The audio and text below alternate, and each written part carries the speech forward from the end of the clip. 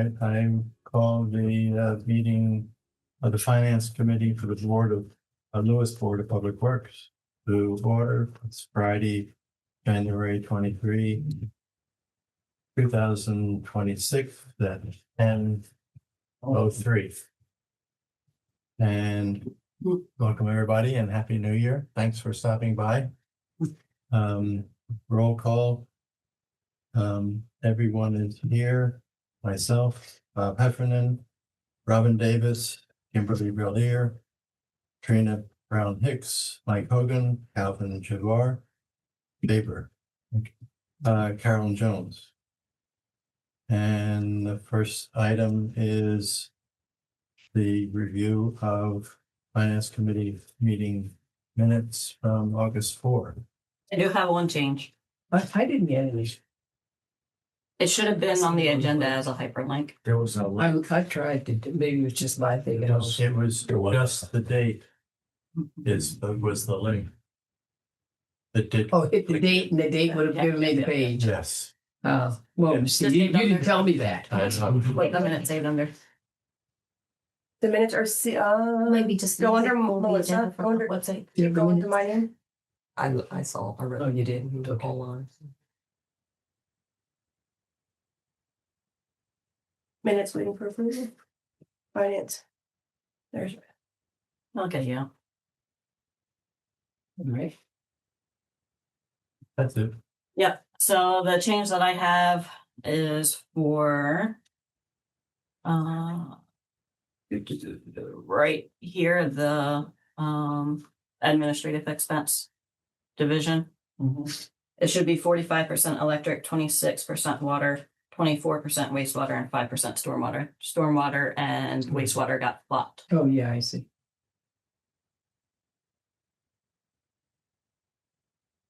Can't see that. What is it again? 45.5. 45 electric, 26 water, 24 wastewater, 5% stormwater. Oh, you really had a sequence. 26, 24. That's how my brain has to put it. If I try to put it in it. Yeah, I got you. I got you. I got you.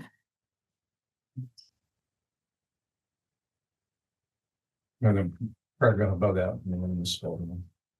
What is it? Sorry about that. Second line, From the bottom. second. There. Oh, ER instead of AR. Yep.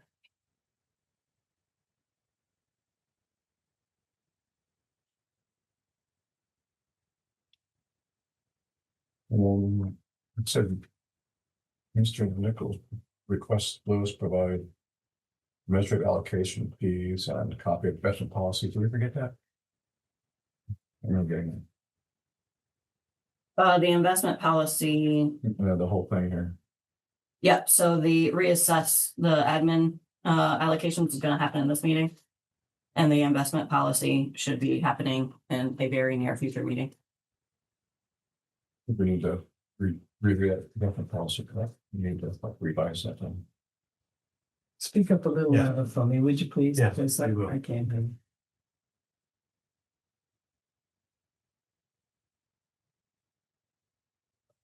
So what you just said though is the investment policy gets reviewed. Yeah. It's going, yeah. On one of our next agendas. The next one will be budget. And then after that, we're going to get into it. Are you excited, Bob? No, but you are. That's That's really it, isn't it? Is a timeline on the number 4, the presentation that we had in the accounting firm? Is that timeline still the same? April's going to be the shut to audit?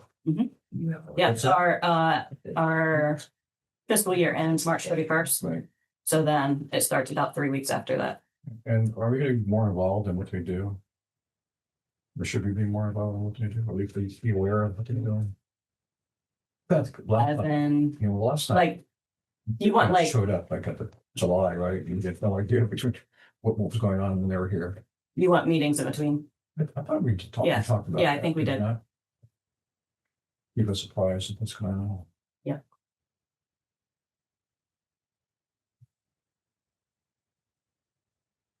Any other comments, changes, corrections?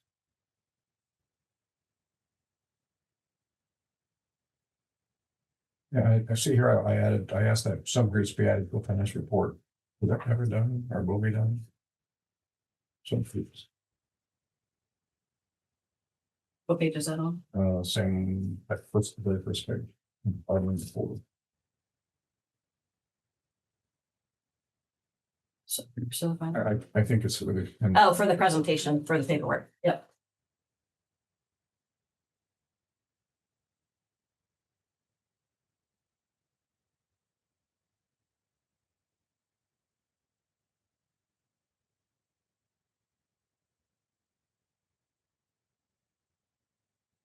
Okay, so the name correction for Calvin, the percent distribution. And then we can add presentation from audit to request progress meetings.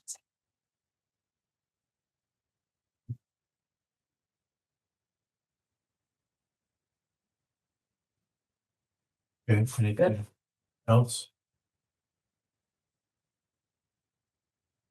So do we do a motion and approval recommendations?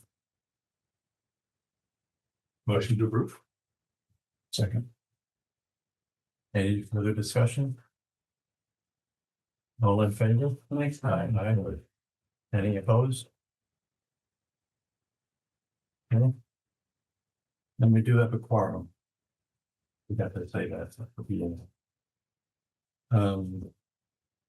Then item number 4, which is really the nifty part. Kim, you're up. Okay. So this meeting is for the buy-in of the framework to be used as our in-house budgeting tool. So I first wanted to go over a little bit of the history and then get into the document. When Finance Committee was created, the reliance on consultants, having no way to challenge them was a very obvious internal weakness. It affects our rate setting, our debt issuance, our capital projects, our policies, our audits. So with Mike's financial background, he volunteered to help create the internal document. After a couple of years of working through all the information and presentation, this is the final product. This document is showing cash flows of each utility to ensure each is sustainable instead of BPW as the whole.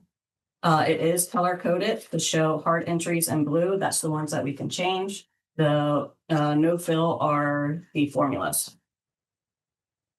The report starts with high level summaries down to the details. So it's the final pages feeding into the first pages. And just to quickly go through the pages and not go through the detail where we will be snowed in. Page 51 is the last page. That's your inflation. We're going to use that for our projections, future projections. Page 47 through 50 are. It might be worth mentioning the inflation is actually the Federal Reserve's inflation forecast, or I'm sorry, the survey of professional forecast with inflation forecast. And so it's a widely used metric. It's supplied by the Philadelphia Federal Reserve. And it seemed like a reasonable proxy for inflation. Page 47 through 50 is capital expenditures by each utility and payment method for those expenditures. Page 45 through 46 is stormwater utility revenues and expenses. Page 38 through 44 is wastewater utility revenues and expenses. 25 through 37 is water. And 18 through 24 is electric. And in those pages, you'll see rates, customer counts, average usage. And that feeds into all of your revenues. I think what you just rattled off would be helpful if it was just kind of like a like index or Like what I just wrote. Yeah, okay. So Richard actually created this to okay. for him to go through of knowing what page is what, but And the I page can- numbers help. yes. So Okay, I can modify this. okay. And you made a statement, you said the rate customer account and what was the, Rates, customer count, and average usage. okay.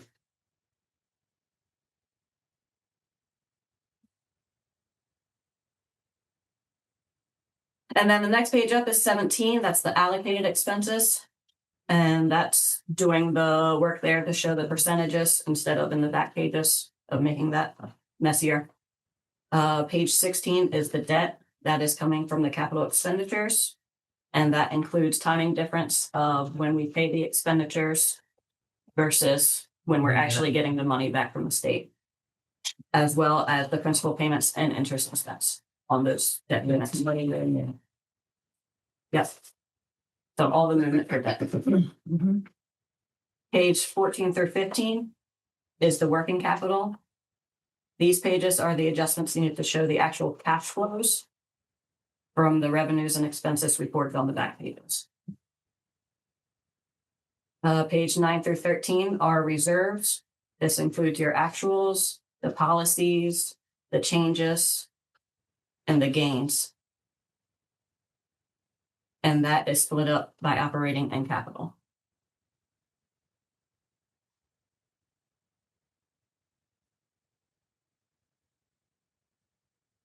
Page 8 is your net income.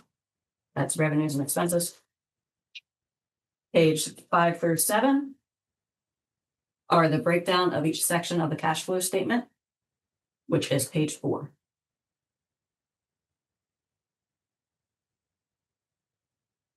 And then pages 2 and 3 were added to compare us to the audit for cash flows and for our revenues, expenses, and changes in that position.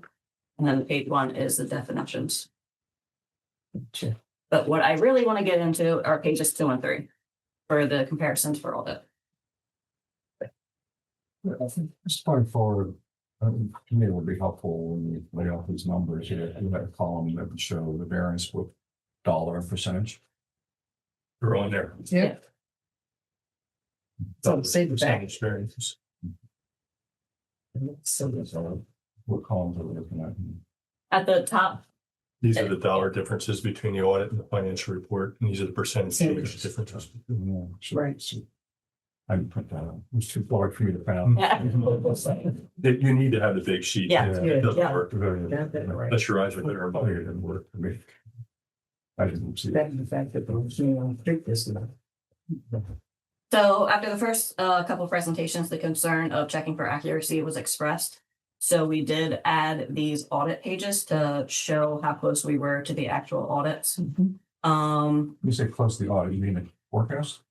Nope, the actual audits that already happened versus the actual data that we have in already for 24 and 25. This is the audit. What's the difference? This is Well, the that's- financial report produced this for that, and then these were the, So your first column is what's happening in the model for 2025 and 2024. The next column is the actual audits that were accepted, 25 and 24. The next column is the dollar difference between the two. And then the final column is the percent difference. So for our statement of cash flows for 2024, the audit said that we should finish with just over 3 million.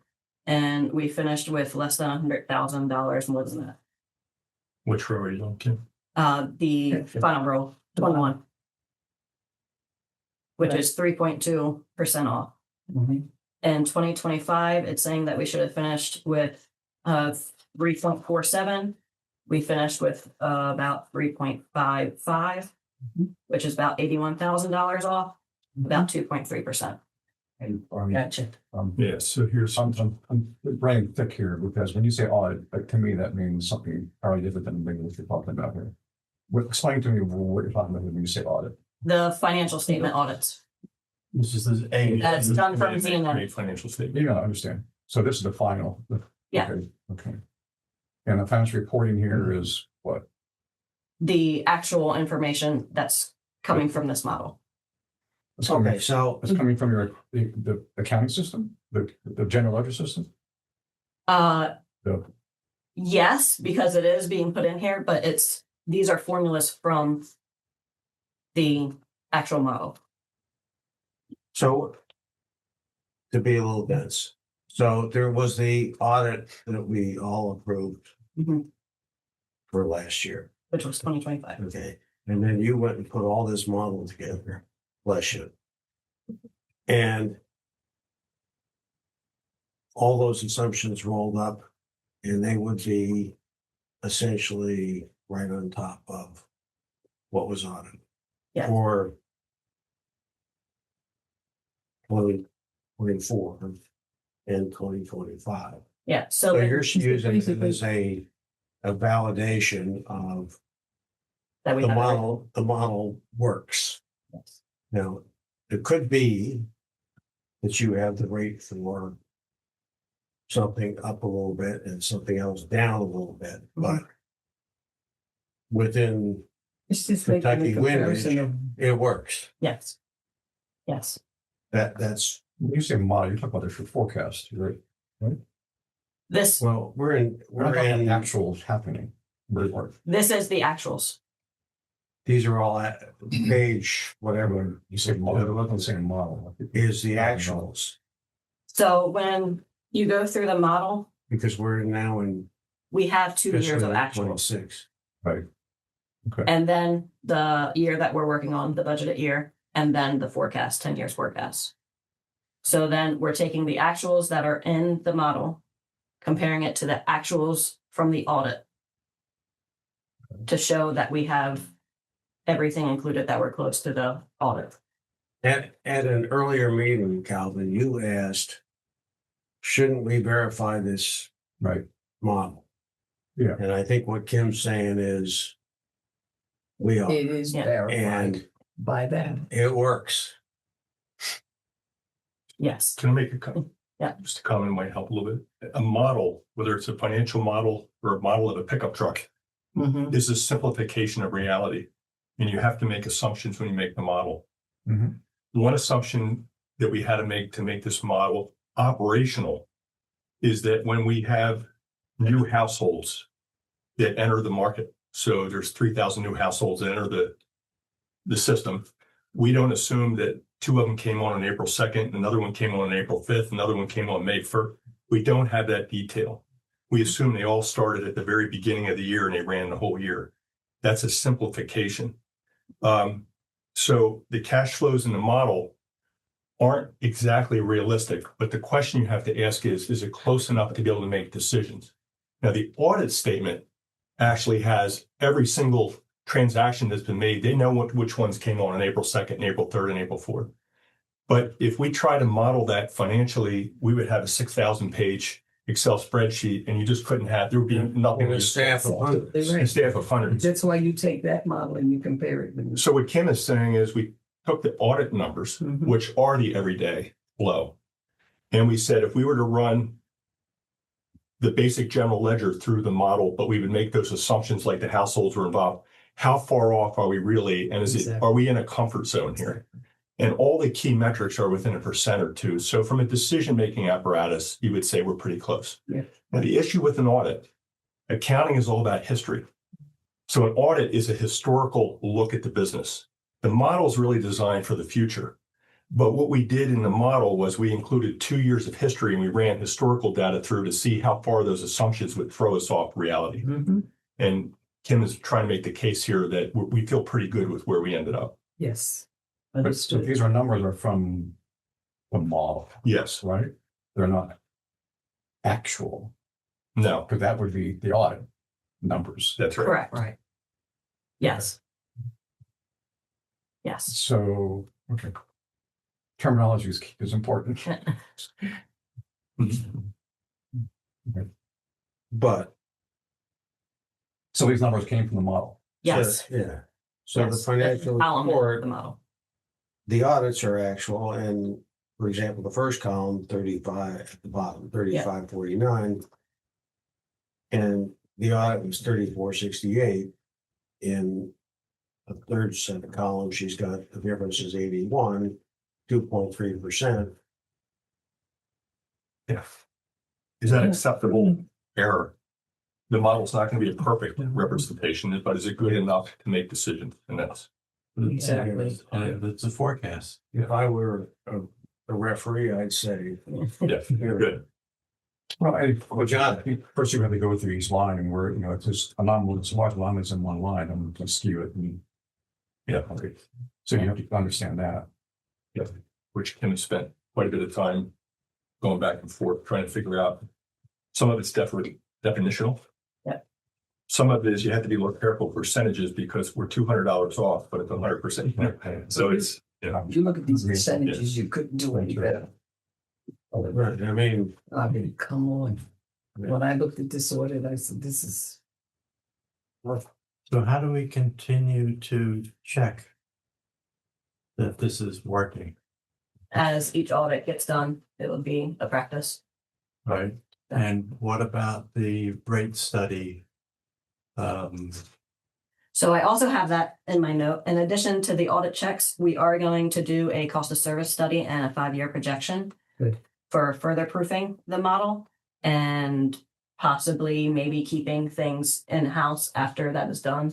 If we are on the numbers of expert. happy with it. Yeah. But it'll give us Another information to have a useful discussion with the consultant Mhm. if there is a significant difference or whatever. It's not just, oh, okay, looks good to me, Exactly. right? Exactly. Okay. It's a tool used to challenge as well. So we're doing this on an annual basis or quarterly basis or semi-annual basis or this is a lot of work. Okay. So for the audit, it'll be the yearly because we have to wait for the audit to be done. But I do want to do a budget update every quarter to for You say budget after we need budget versus action. yes, projected versus what was approved. Yep. I wonder if it would be helpful to go to page 4 and just talk about those. Maybe a little bit.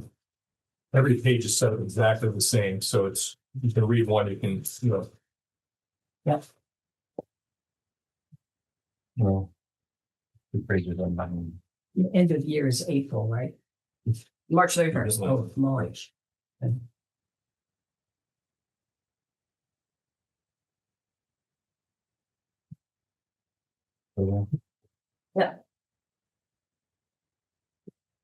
So every page is the same.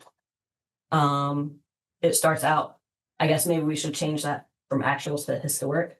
Yeah, page before Yeah. on it. There's- Yeah. Okay. Okay. So it's 24, 25. We'll continue 2 years of history. And then the 1 year that we are working on the current fiscal year. And then 10 years projections after that. Mhm. and what Kim was talking about, you got, the committee will approve a budget, or the board will approve a budget. But we've set a column in here, the projected year end, which allows her every quarter to kind of, Update, yeah, and we can say, how close are we to the Yeah. budget? Are we tracking it? Are we? Yeah. right. Understood. And what are the assumptions built into this? I saw percentages and I printed it out earlier. Yeah. I mean, Talking about the assumptions that are built in. for 2026, I think what you've done is sort of use the inflation and carried it forward. Have you made any other assumptions about salaries, expenses, stuff like that? So there's assumptions that salaries increase every year. The best guess. Yeah. But that's the 2.3%, or is that, For this year, I believe it was higher because we had an RKL study done saying that we Yeah, were not paying that's- some people what they should have been paid.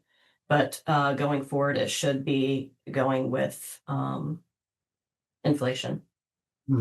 Okay, can I make And- is there assumptions that are built in here and what is there a page here for those Yeah. assumptions? It doesn't want a page, every page Yeah. has assumptions in it that's a forecast. And that's not a joke because you have to forecast with the new commercial buildings are gonna be, what the new housing's gonna be. Those are all assumptions. How many employees are gonna be in the, That's what I'm looking at, the underlying assumptions. I get the numbers. Yep, so that's all gonna be in your back pages. Beginning. We're gonna start with. Oh, you wait for it, Calvin. I'm gonna get there. Lost pages. So if we start with electric utility one, Give me a page. page 18. Thank you.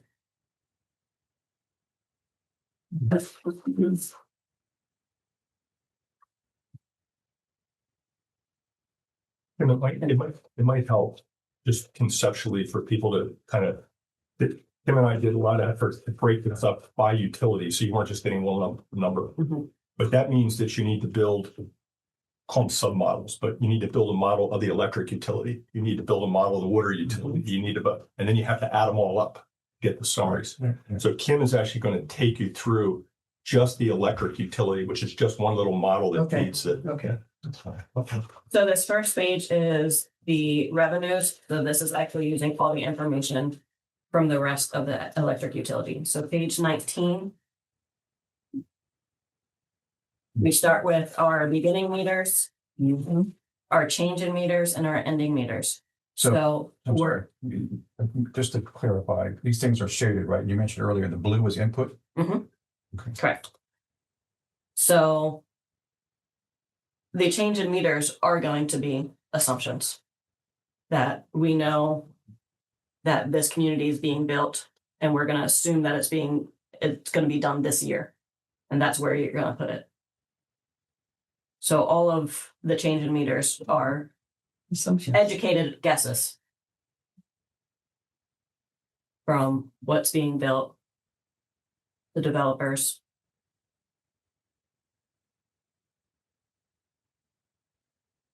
Okay, so change in meters, I have told, just say residential single phase. So these are actual numbers, 64 and 121 for 24 and 25 respectively. And then the budget was 140. So how'd you get 140? Just a, So 140 is 2026 budget. I understand. How'd you get there? I can't remember the developments, but there's a list of developments coming on. Actuals, So there's some thought to put on the, Yes. but they're actual developments.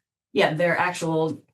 We had So you developer did- agreement. Developer. No, I understand. Yeah. I agree. Like, Yeah. Harold Law. Yeah. Harold Law fully offices, Yeah. about that many, Yeah. And then as you go through, we make the assumption that we no longer have Mhm. the land to build, that we're down to 10 new houses per year in 10 years.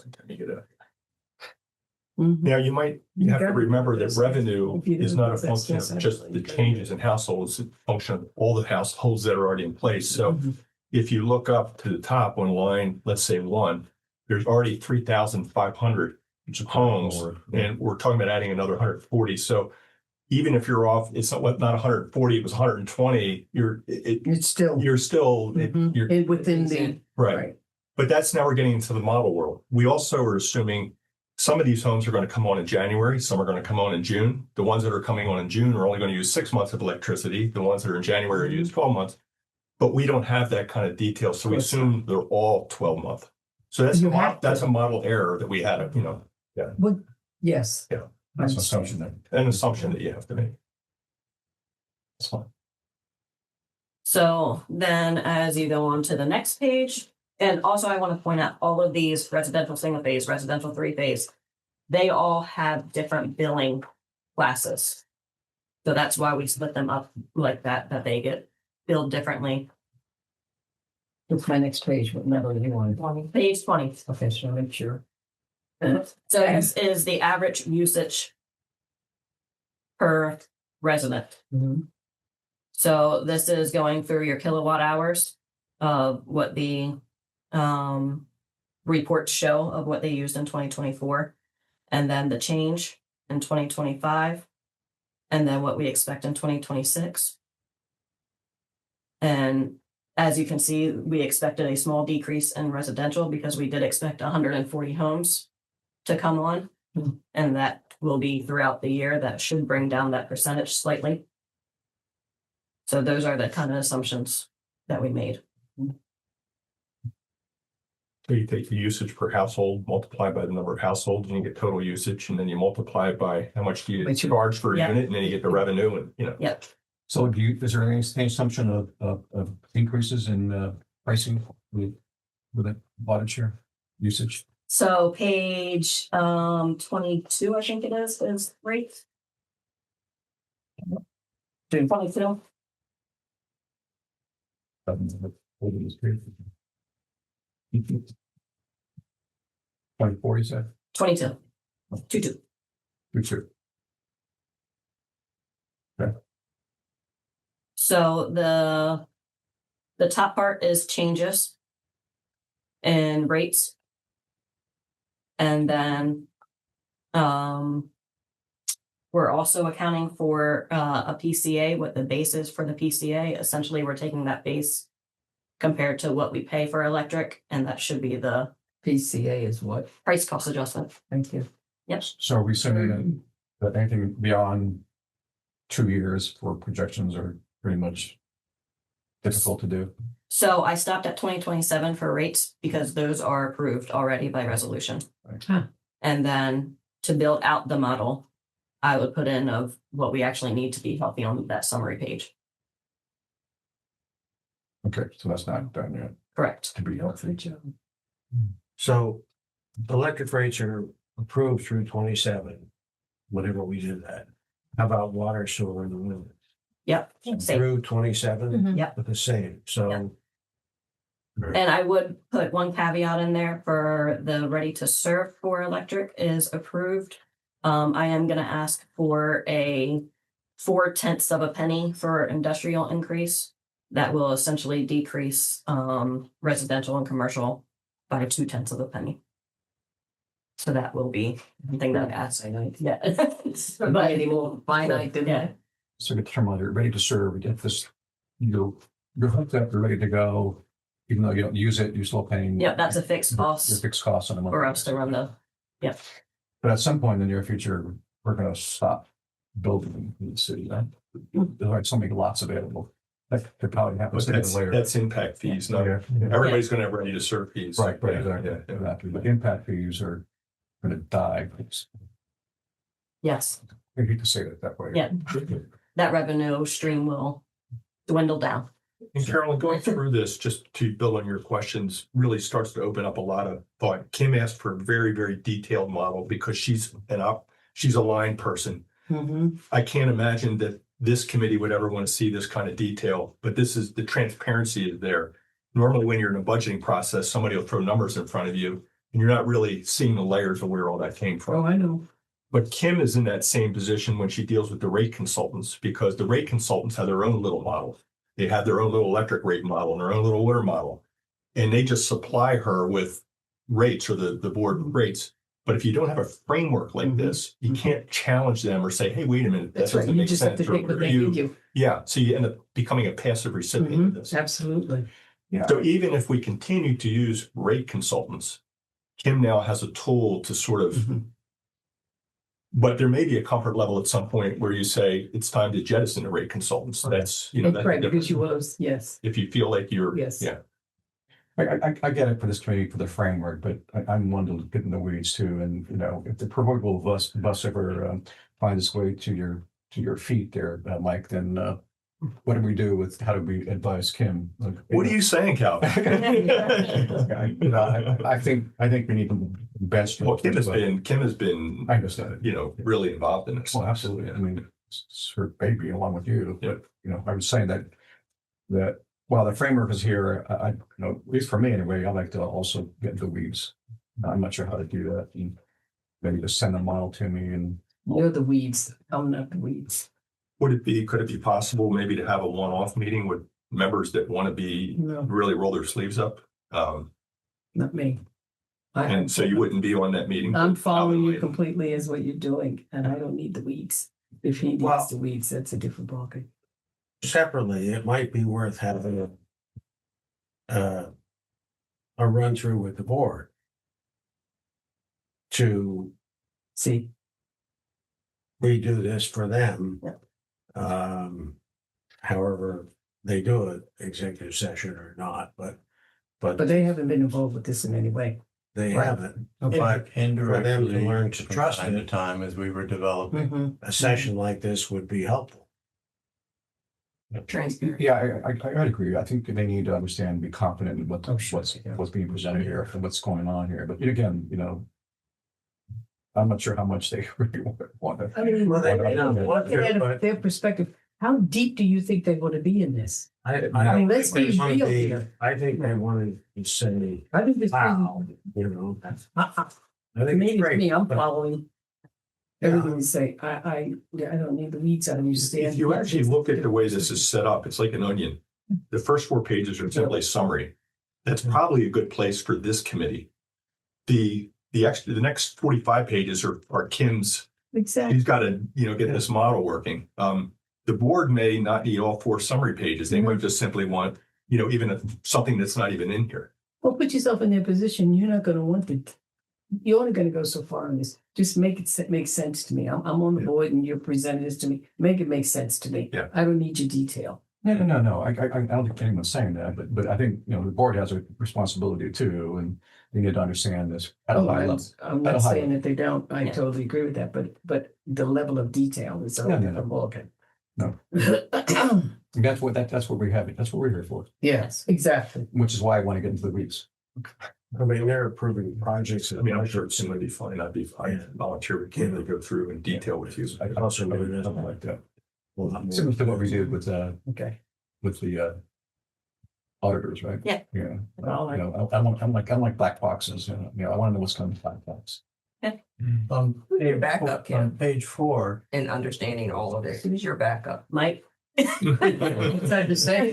Well, I'm on staff, so that's a good question and a fair Because, you question. want to have a contingency plan if something, Oh, do that. happens. So you want us to be able to continue on, Yeah. Totally agree. Another, you weren't saying this, but another, let's say, concern.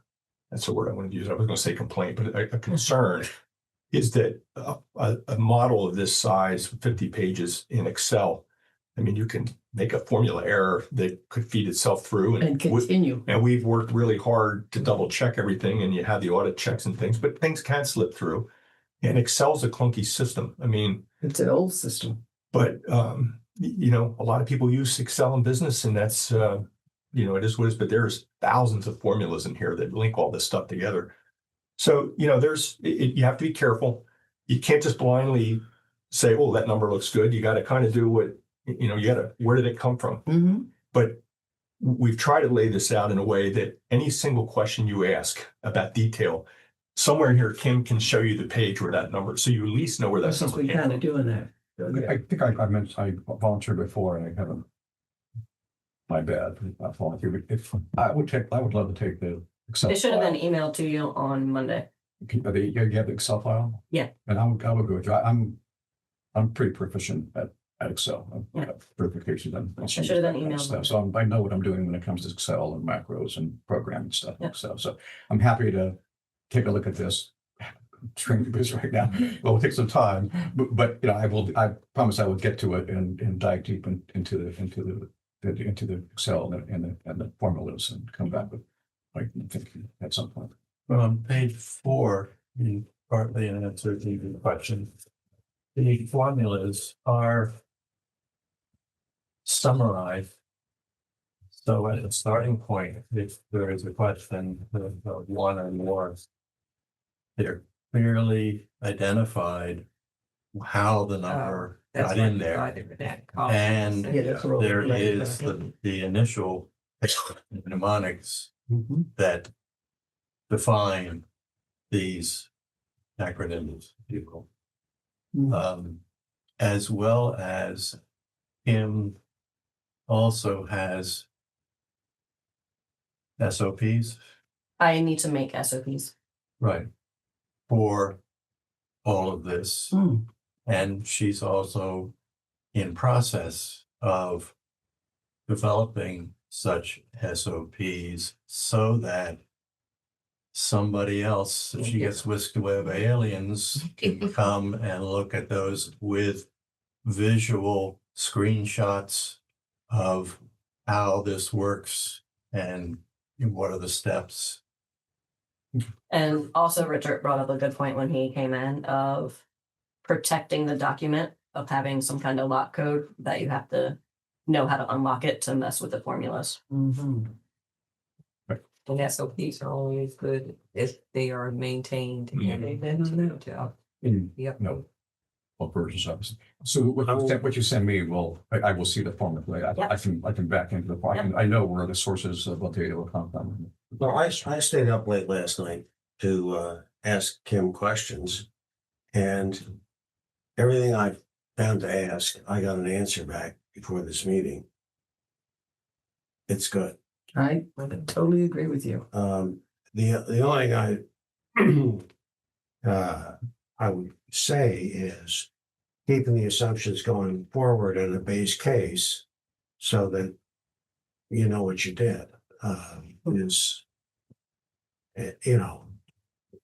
this model saved this day. I put in the new agreement with, I revised the capital plan for what the board told me and moved these projects forward and those projects back. Like a log. Yeah, and keep the previous version. But like a log of these are the assumptions I made. And Well, I mean, to your point, Bob, and that's a great one. When Kim produces a budget and it's approved, that spreadsheet gets locked. You can't touch it from there. That is what it is. Now, the only thing she'd be updating from there is just this, as the year progresses, so we can see how the year's going. But we need to have one locked copy every time we do a budget. but No, but also during the year, project A may get canceled and project B may be pulled forward. So that starts showing up in this year end or, so you And kind then of see how it'll- that's. Affect the next year too, that, Yeah. like, if we were expecting the 140 homes in electric and we only got 100, so that 40 is now going to 2027. But a powerful thing about a model, a powerful thing, one of them is as a budgeting tool. One of it is as a monitoring tool. As the year progresses, we can see it. Another is a what if tool. What if we didn't bring any new homes on in the next 5 years in electric? How would that flow through? What would that do to the, well, now you can start to ask the what if questions. What if we move the wastewater treatment plant? Well, you plug in your new numbers. There's a whole section in the back here, which is capital projects. What if that capital project was funded over 3 years instead of 1 year? How does that affect cash flows? What if we funded that with debt or grants versus out of internal cash? All those things start to be, this gives you the richness of framework to ask more complex questions and actually get a coherent answer, or at least a coherent insight into what that Not might have to mean. go to a consultant and. Who may not actually see the whole picture. No consultant has It's the gonna whole come in, picture. They all right. have their own little piece. One of the things that we do is kind of pull up the model, right? Take it to the extremes and see what comes out. Have we done that? Yeah, we can do whatever we want. So when we were testing it to see how it flowed through, we would put like Crazy stuff. enormous numbers in there, like, oh, we needed another 10 million in the next 3 years, and to make sure that it flowed through and how it flowed through. Perfect. The easiest way to do that is like on a capital project. You Mhm. assume, well, we got a $20 million project, Yeah, it's right. coming and Yeah. Then, okay, so you judge for reasonableness then from what the output is. You can, okay. So to your point though, Calvin, when we talked a couple months ago, we said the audit was going to be one way we look at, is the model seem coherent? Does it capture most of the important things?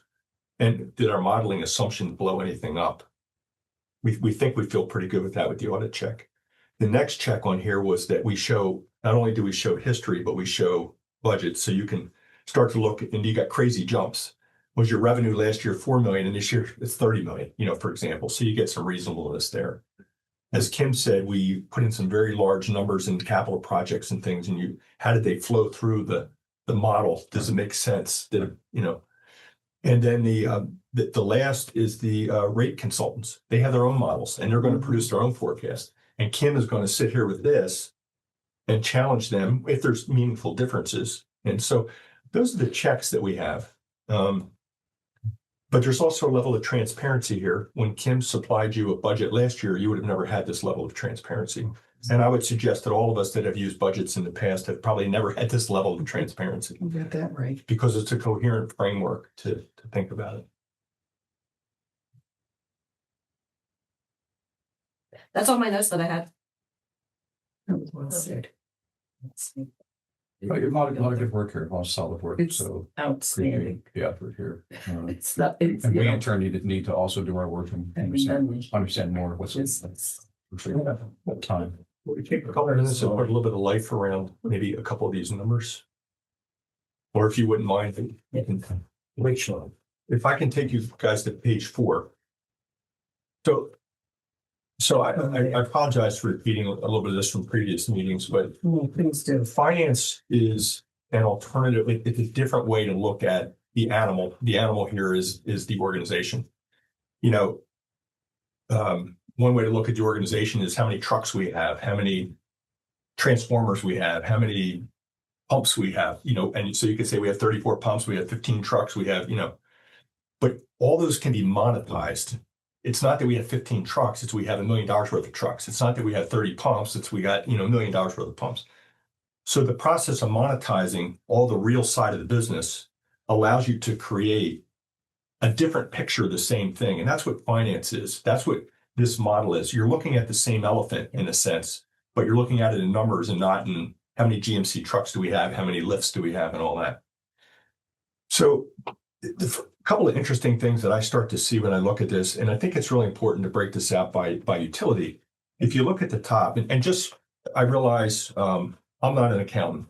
Kim's probably the only real accountant in the office here, but there's a lot of different ways that accountants like to break up this financial look at the business. One of them is through a cash flow statement. Mm-hmm. And that is the process or the framework that we decided to look at the business through a cash flow business. One reason that's important is when you run out of cash flow, you go bankrupt. So it's good to know what your cash flow is. When you can't make your debt payments, you're done. And there's a lot of other reasons to think about cash flow, but there are other ways to look at the business, but this is a cash flow look at the business. Now, when you look at a business through cash flow, there's 3 different big metrics that you break the business up. One is the cash flow that's thrown out from operations. How much electric you sell minus how much it costs you to sell it. You know, that includes employees and how much it costs you to buy the electric. That shows up in lines 1 through 5 on this. That is your cash flow from your operating activity. So if we look no farther down here, you can look across here and you'll notice all the numbers are black, which means they're positive, not negative. Reds are negative. Every one of our utilities, historically and projected in the future, is net cash flow positive at the operations level. But for business to survive, it also has to reinvest back in itself. So in the utilities case, we might have to put new pipes in the ground. We might have to put another pipe under the canal and so on and so forth. So you have capital expenditures that you have to do. They're captured in lines 6 through 10 in the aggregate. Kim's got all the detail in here about each individual project. So if we look at line 10, under column 2024, there was about $5.5 million in reinvestment back in business, new capital projects and things like that. You can look back in these pages farther back and see exactly what projects they were. Mm-hmm. And if you look across line 10, you'll see that those capital projects, grow and fall, and you can look at them by individual utility to see which ones are driving it. Mm-hmm. So in 2027, there's a $17 million total utility, total Board of Public Works, capital expenditures. Well, where's that coming from? Well, in Kim's model, 11.6 million of that is coming from water. Mm-hmm. And you can say, well, where is that coming from? Well, you can actually go back here and look at the water capital expenditures, and the actual projects are on there. 4th Street. Yes. But you'll see they're all red because these are all cash outflows. The operations, fortunately, are all black, which means that they're all inflow. In other words, there's a net inflow of cash. So there are a couple blacks in electric. Mhm. when you go to page 6, what is also included is the change in capital reserve balance. Ah. So that's saying that we actually had more money in the reserve than we needed. Mhm. Mhm. Yeah. Mhm. That's one, thank you. So now the third important section on a cash flow statement, you got your cash from operations, that's 1 through 5. You got all the capital expenditures you're going to need to do as an organization, that's 6 through 10. You have other ways of funding, you have multiple ways of funding those capital projects. You can fund them through the cash flow from operations, that's lines 1 through 5. But if you look at, let's say 2027, you've got 6.9 million in cash flow from operations, but you've got 17 million in projects you plan on funding. Mhm. That's a no-no, or you got to make up that difference. Yeah, somewhere. So you go down to the third section of a cash flow statement, which is the financing activities. This is the stuff that might come in through debt, for example. And Kim's got she's laid out what she believes is going to have to be funded through debt, as an example. And there's more, I'm going through this at the real top level, there's more complication in this. But when you let's go down line 2027, when you got $7 million, 6.9 million in cash from operations, selling electric and water, and you got 17 million that you got to spend on new pipes and new transformers, you've got to fund some extra through debt and whatnot. And Kim, if you look at line number 15, is estimating that we're going to have about 15.6 million in external financing sources. When you add up lines 5 plus 10 plus 15, you get to line 20. If you raise 15 million in the market and you raise another almost 7 million in operations and you have to spend 17 million, you got 5 million left over. Okay, well, that's good news. Now, where does that go? Well, that actually goes in your bank account. And the bank account is one section down, which is lines 21 through 25. If 2027 goes the way this model lays out, your bank account will go from 8.4 million in the approved budget to 14.7 million at the end of the year, because we will have raised more money than we spent. Mhm. Which is a good thing. And the next year, it'll go to 19 million. And the next year, it'll go to 23 million. And the next year, it'll go to 26 million. Now the bank account's getting pretty serious. Mhm. By the way, the banks only insure you for 250,000. So if Fulton Bank goes under and we got 26 million there, Yeah, no. you're done. Which is a whole nother conversation we need to have. Yeah, well, that's FDIC. But now you start to ask questions here about, well, maybe we don't need to raise all this debt, because do we need to have this big a bank account? These become policy issues. But now that we're seeing the elephant in a financial term, questions start to come up. And so me as I'm also a ratepayer, I use this stuff.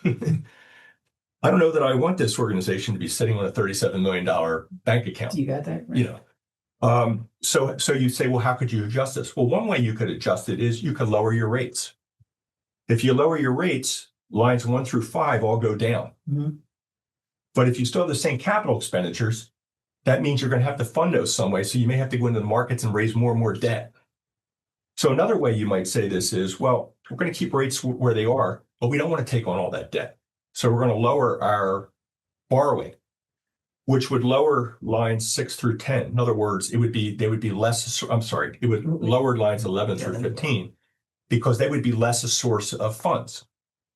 And so this gets you to think, how much debt do we want to take on? Because the more debt you take on, the more fragile your organization becomes. Debt, if you ever do debt and you get into a bad point, that can bring organizations under. We all heard of Enron, and you can go through the litany of companies that have gone under through too much debt. But now we start to have a framework to think about these things.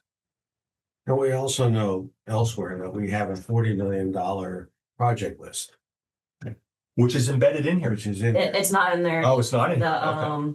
That's going to be an O&M for wastewater, Okay. because it's not one of our assets. So that becomes potentially a what if those numbers haven't been included in here, and the model will say, well, this is how it's going to feed through.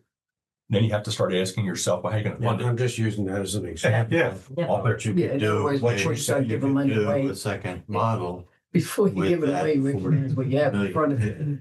That, oh, That's all I'm saying. Is No, I hear you Like, exactly. we should include that. before we get You're right. visions of We give it sugar away. plums. Exactly. And that's the reason for a 10-year lookout too. Yeah, yeah, I mean, Well, that was another thing we said, a business, if it has no future cash flows, is worth zero. Yeah. Yeah. That's what a business is worth if it has no cash flow. It's zero. And like it or not, the value of a business is based on its future, not its past. And so if you're trying to run a business, you've got to think a lot about what that future might look like. So you can look out 1 year, but that doesn't give you much time to move out of the train if it's coming down, coming through the tunnel, so to speak. Okay.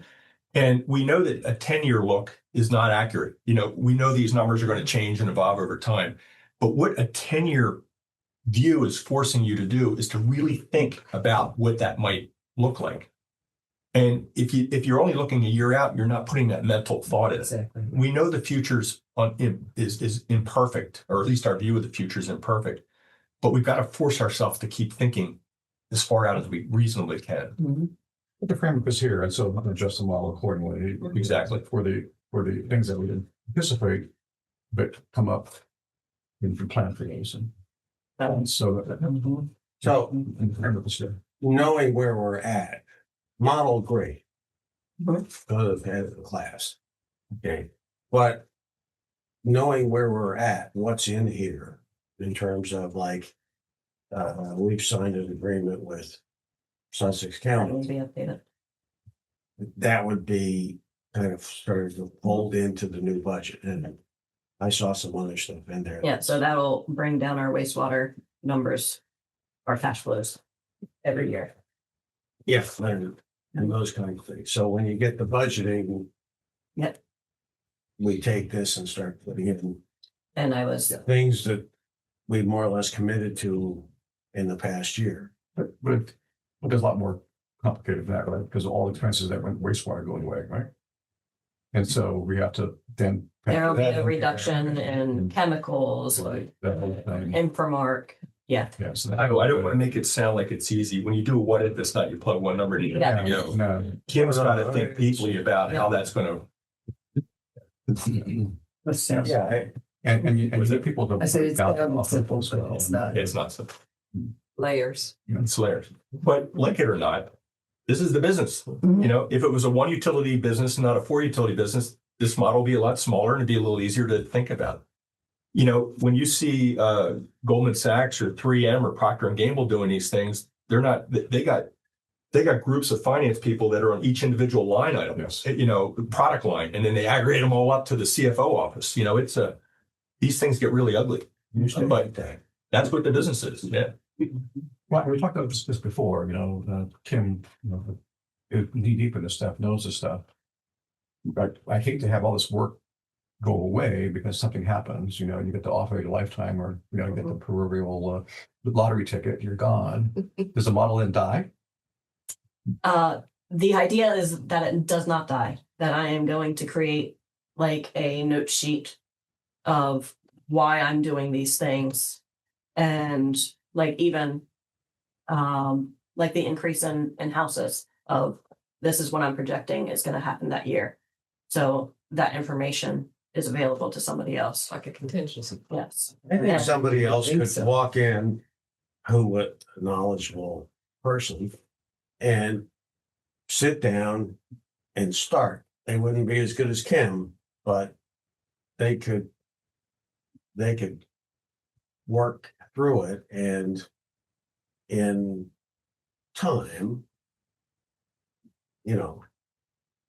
start to run scenarios and adjust the budget and so on. I think it's structured enough that somebody else could do that. That's the point. That You is know. the point, that it's Not structured that- enough that someone else will Yeah, walk into that's- it. We want you to stay Enough below the detail. speed limit and where your seat But Robin's volunteered to go through this too, right? So But yeah, that goes back to like an assistant, it's something in the future you have to look at. You always, no matter what position you're looking at, Basically. it's whether it's finance or whether it's somebody in the office, it's the same Yeah. You just because that person goes away, Trained doesn't mean the door's still locked. Right. Redundancy, Yeah. you need some of that, yeah. Right. always have But a we've all seen situations where this all exists in one person, the person goes for it, and whatever the process is, it fails. We're not gonna let her take it with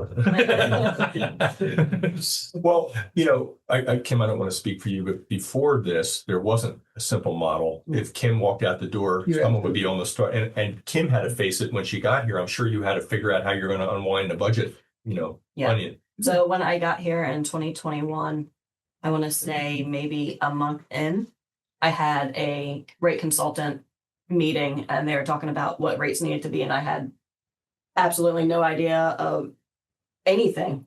And we just accept it because she's the expert and we had no way of Right. knowing. Yeah. Well, look, it But would that's be, not unusual. Yeah. I mean, when someone is in a position for a while and walks out, you just work with what you have and bring it to where you need to bring it. Having done it 1,000 times, telling you. But you've laid it out in such a place that if an accountant comes in here Mhm. and you have it laid out this way with the help of someone else, we'll be okay. Yeah. That's not to say you're going anywhere. So let's make that perfectly clear. And we want to make it even more clear with SOPs and notes. Exactly. Yes. Exactly. She's very sensitive to that aspect. Yeah. And she doesn't want to see this just float away Well said. after 2 years worth of work on it. And Work on the SOP. it is amazing. it's also, I think Kim would say this is true, but the difficulty or the challenge of building a model like this forces you to learn a lot more about the business working. This is the plumbing, right? The cash flow plumbing of the system. I mean, Kim had to rip the walls off and get in there and say, okay, where's this pipe go? And, that's really what it is. And if you don't go through something like this, you don't quite get the richness of. It's true. I mean, this is not my area of expertise in any way, fashion, or form. I totally hit it from a financial point of view. But the education that you get sitting here and learning these utilities is worth it. Yeah. It's a real plus. I haven't been a resident here, but I can take my hat off and congratulate the amount of work that's been put into this project. This is phenomenal. And to have the audit come in, having worked with auditors 1,000 times, and have them come in and come up with the numbers that you have, you're going down the right track. Yeah. Definitely. So if no one's told you, I appreciate you. Thank you. So the pipes that Mike's talking about, the general electric system, so all those general electric accounts feed into all these lines, right? And that's very comfortable and tied all that together. Right? Yep. All that's clean. So even like he said, like going through it and even like how the rates are set up and stuff, like we will be on the phone like, but should it really be that way? And we're like, we have to model how it is. And it was great. I actually really enjoyed going through here and my understanding of the utility is by far much better. Fantastic. Yeah. That's what it's all about. And she can share it and explain it in terms that other people can understand. And why or why not kind of questions. We got a hell of a team here with Mike and you. So what do we want to do? Do we sort of adopt the model formally or it just, I think we should adopt it formally and we will poll the board to see whether they want to see a presentation or whether they're satisfied with a recommendation and ongoing Right. proof and challenges to make it even better. Okay. I predict Barbara will want a presentation. And Are we taking bets? So I know Press wants one. does he? Okay. And Tom has never seen it, but he's heard about it. He's got all these other things he's doing. He doesn't have time to focus on it. Okay. So I think he would believe that, okay, Well, I think educating them and you have to. new board members as they come on Yeah. would be a good Plus. thing to do. So this is conceptual today. When when are we actually going to see this implemented the first time and see something that the board receives that comes from this? The week of February 17th. Is that the budget for That'll be budget. 2026? Yep, And the budget was based on the model. yes. 17? Well, Yeah. I think you got to make a presentation about the model before that. Or, yeah. So you're gonna present something to them that came from the model, but they have no idea what the model is. So I think you need to, I think strongly suggest you update them and educate them before that. Yeah. So we have a board meeting on Wednesday. And High level.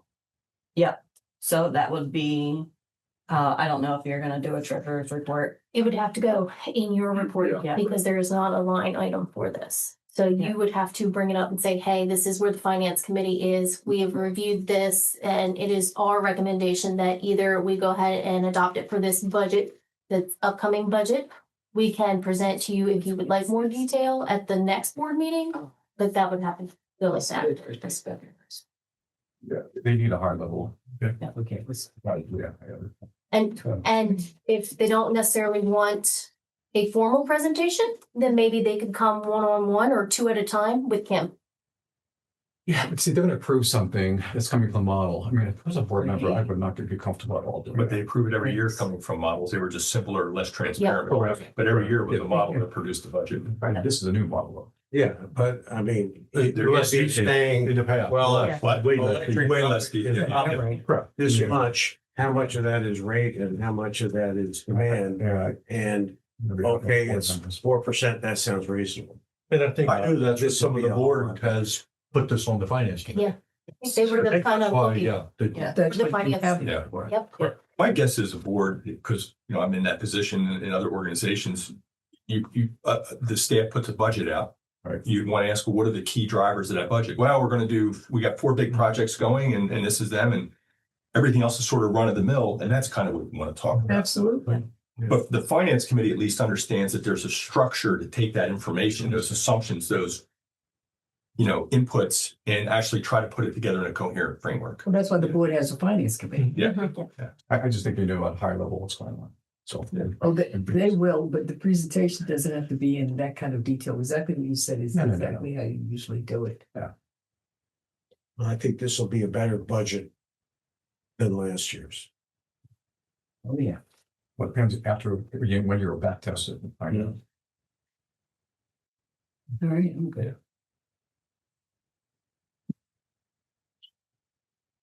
So we're clear on the path forward. Yes.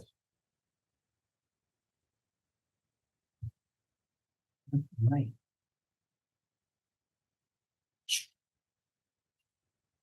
Right?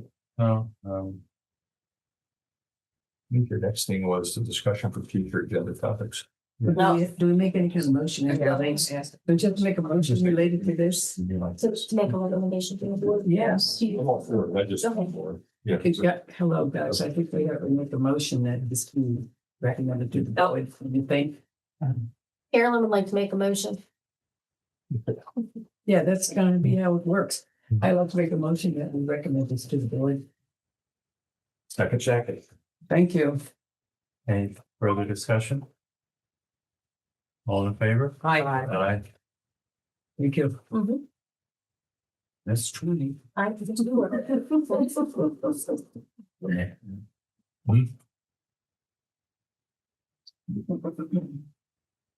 What are we looking at here? Okay, where am I? So the next item is discussion about administrative distributions. Done all those. Our current admin distribution is what was said in the minutes, 45% electric, 26% water, 24% wastewater, and 5% stormwater, which is in the table on the right top. Okay, it's rounded. All right. Okay. This has not been looked at since I got here, at least. I don't know the history of it, where it came from, if it was revenues, if it was expenses, or if it was net income. So, Something you came and picked up for what it was. yep. Mhm. So this was brought up in the audit and in those minutes to review this. Mhm. So what I did was the different options of distributing admin expenses. So. In the pink. Yeah, so for the top is operating income. I made that red because I don't like how big of a swing that can be from one year to the next. Like for electric, that's 11% of a swing. You can do it based on revenues, where this is more stable. It's a 1.5% is the biggest movement from one year to the next. And the cost to operate, which the largest was 1.7%. All of these are accepted methods to distributing expenses. And it'll just be how we decide to do it. If we do it on revenues created, it's the ability to pay those expenses and the revenue that's actually created from those expenses. And then if we do it based on cost, it's the actual expenses to operate. Why was the swing on for the Pampone Electric so large? Is it because just the people involved or For the, went from 47 to 36? Just that, I believe that was for the cost of electric.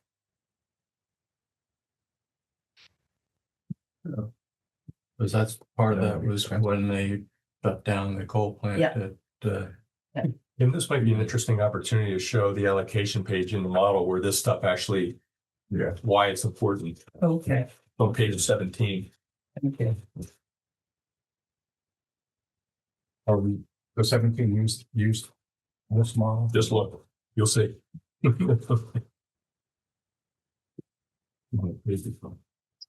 On page 17, lines 3 through 6.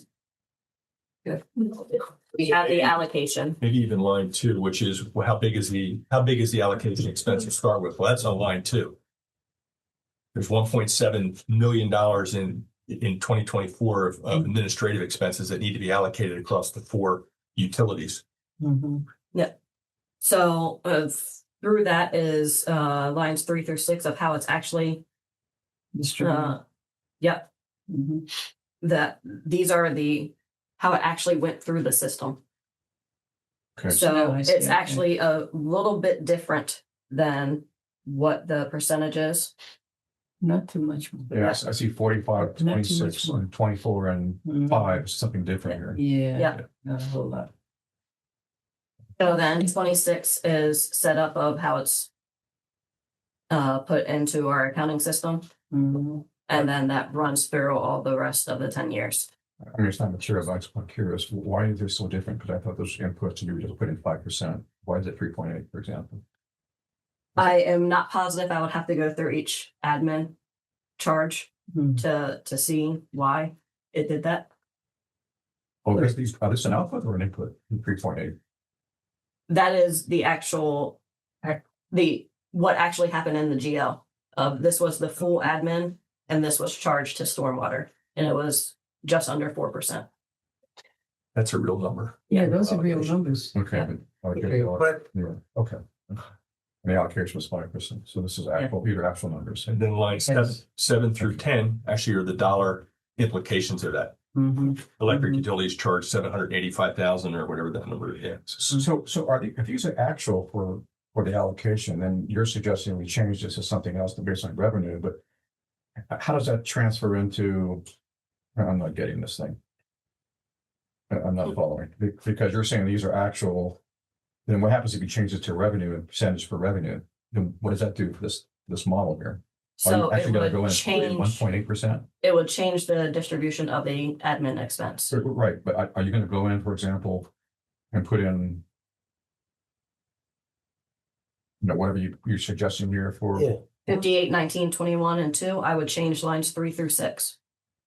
Yeah. Through 2027. What would you- you would change it and it would roll through the model. Yes. Okay, Starting But- out here. Yeah. This has So- already happened. So, Right. Yeah. Right, but so this should have been. Kim is basically saying, should this be changed? The audit people So said it depends what it it's should based be on. looked It's at. based on revenue. It's going to change every year. And we spend a lot more time In it. talking about water Right. than electric. Maybe we're gonna talk about electric in the future. But right now, we spend a lot more time on water and sewage. Almost, I mean, you collect bills, that's kind of gets spread everywhere. But Robin and Sharon have spent 85%, 80% of their time talking about water and sewage this year. To do that allocation, we would have to keep track of staff time. I'm not suggesting we do activity-based costing, but I'm asking a question, which is revenue seems a little bit too burdened to electric and not really reflecting what we do. So. Do you have a suggestion? So based on just numbers is what I was suggesting of revenue and the expenses. And when you look at them, I mean, they're a little bit different, but I would say to do revenues because that's the revenue created from those expenses. That's how my brain thinks of it. It's the easiest. But that doesn't mean that I'm necessarily right because all of these are acceptable. When you start getting into these net numbers, like operating incomes and net numbers, revenue minus expenses, they can be more variable year to year than the actual revenue number itself. In this case, I think that's what Kim's trying to say, that you could do it based on net income, but you're going to be flipping these Yes, but. quite a bit. That's too noisy. Might be too noisy. But when you That's a good way to actually put it. And then Kim has also said these are 3 acceptable Yes. methods to do this. So she's just trying to say which One is? Yeah. Yes. I get you. So for how my brain works, it'll be revenue because that was the revenue created from those expenses. It's real. But that doesn't necessarily. Is this a policy or just a practice? This is an internal Practice.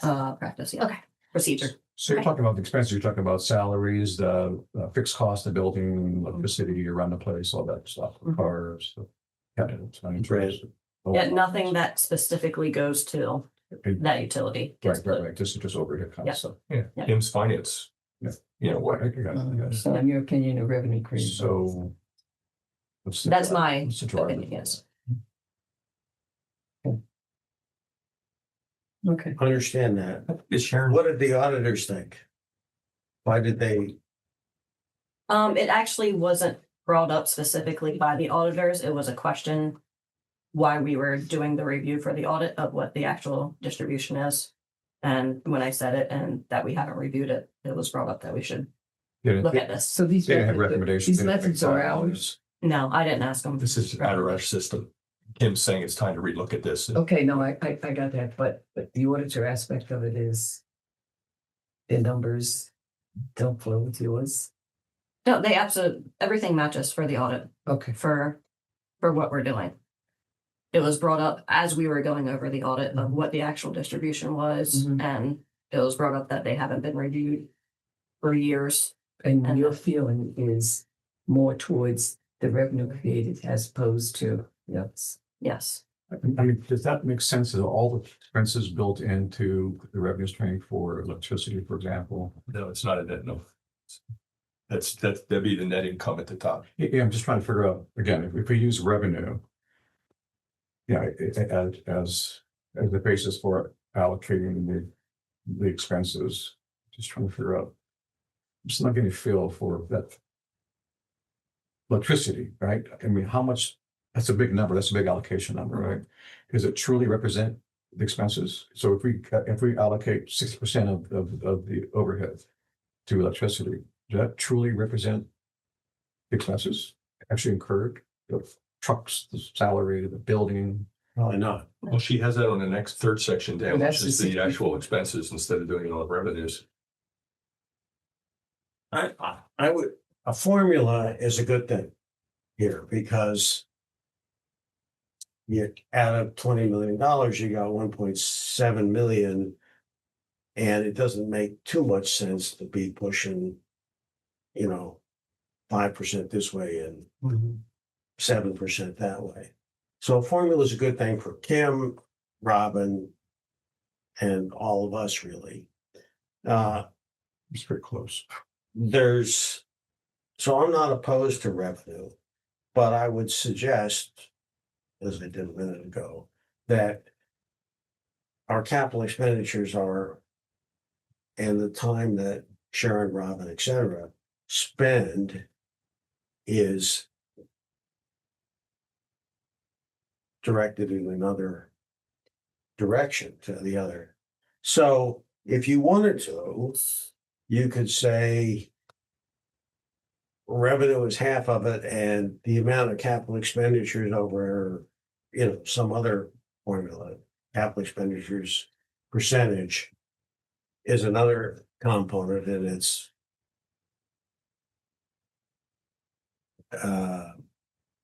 allocated that way, allocated as an average of the two or something. But a formula is a good thing. And the simplest formula is revenue. And I think expenses, whether the pipes freeze and break this year or so on, is too noisy and too small. Okay, but capital expenditures is another element that you might think about. Kim, is there generally accepted accounting principles on what, I know you can't do everything, but Yeah. You picked three here. Is there others to Bob's point? I would have to do more research to see if capital expenditures, Plays a role in this. yeah. How does GAP or the replacement for GAP, I wonder what's called, affected? Because these are just internal allocations Mhm. for our cost allocation project, right? It doesn't even do with the financials at all. Nothing to do with what did you say? Nothing to do with what's actually the final financial, the aggregate number, whatever gets. Right. The aggregate number won't matter. Yeah, That's right. right. It's just, this is at the utility level. Right, Yeah. right. This is all internal. Mhm. Yes. So whatever makes sense from an allocation perspective for our purposes for managing, Yes. the company. That's what we're talking about. Right. But to speak on Bob, he is correct that we spend more time in water and wastewater more than electric, but that doesn't mean in the future that's going to change. That's right. So, It's fine for the moment. so I can look up capital expenditures as well. I heard what Bob said on capital expenditure. We're just trying to figure out how does that flow to do this, what we're trying. Yeah. It doesn't flow easily. Yeah. I mean, I'm not against revenue. Yeah. Just. Yeah, the only way it would flow easy is if we look at capital expenditures. Mhm. That's an actual number, tangible, that I can pull. Mhm. But Can you carry that forward and continue talking, because I'm not following how you look at capital expenditures. so when we have more projects in water and wastewater, say, than electric, we should be spending more time on that, more overhead on that, because we're having more meetings about it. We're talking to the engineers about it. Yeah, but that's a small number though, for the total expenditure. Because of all the fixed costs or to run the company, if you will, that we're talking about here, we're talking about salaries, right? So number based on the total costs of running a company. Right? Yes, I mean, you're still paying, yes, I mean, Yep. you're focusing on the, the salary portion, the people. Yeah. You still have 22 employees and they're all doing their thing with each utility, right? Mhm. Right. I'm kind of leaning toward expenses actually. As an allocation. I think that's probably more directly represents the, an allocation for each of the. And Kim, these are operating expenses, they don't include capital expenditures. And Well, capital expenditures.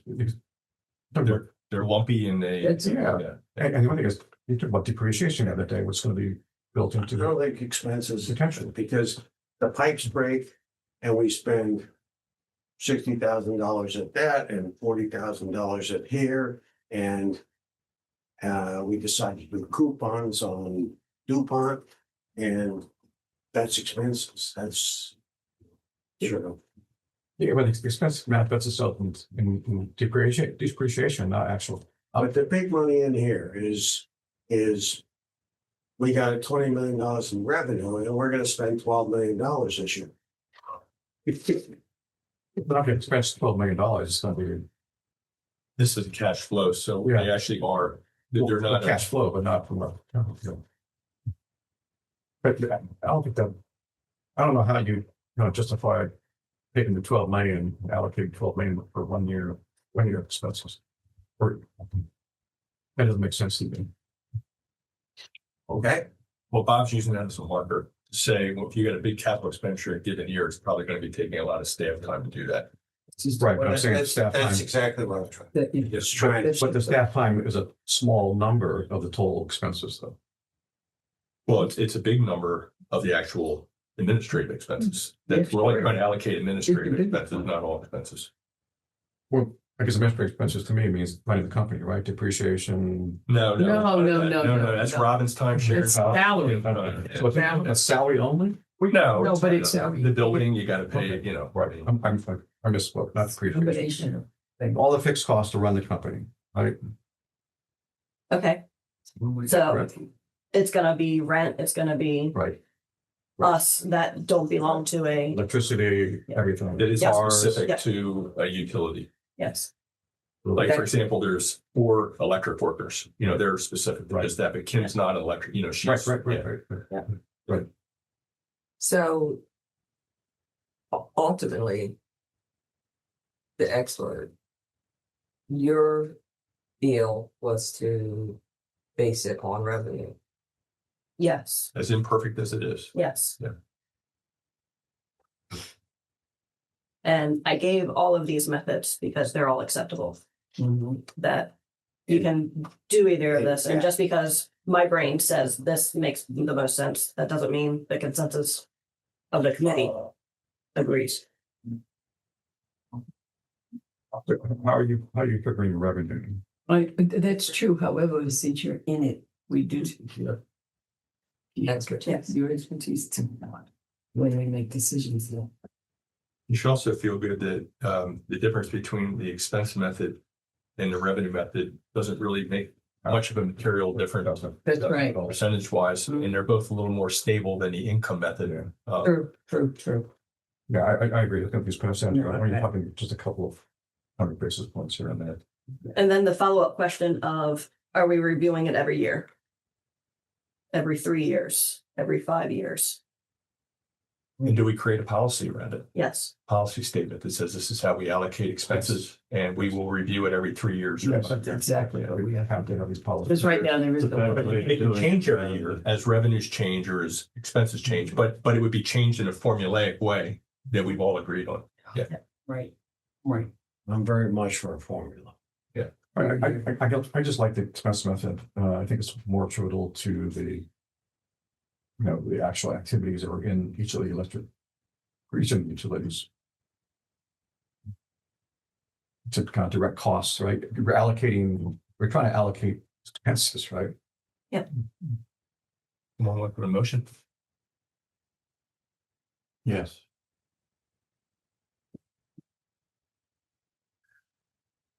A motion to distribute based on cost to operate.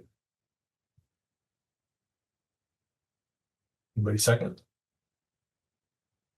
Well, second. All in favor? Yeah, I'll buy that. Yeah. The Aye. difference between these two is probably a couple thousand. Yes, 10,000, right. it's Right.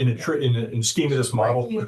Yes, in when you the look at business. it, yes. Yeah, it's not Yeah, mature. So the answer would be, yeah. But now to Yeah. think Tim has inherited something, Oh, yeah. not a lot of documentation. We now have a process around it. We can build a policy around it. We can formulate it in a model. We can monitor it. Yes.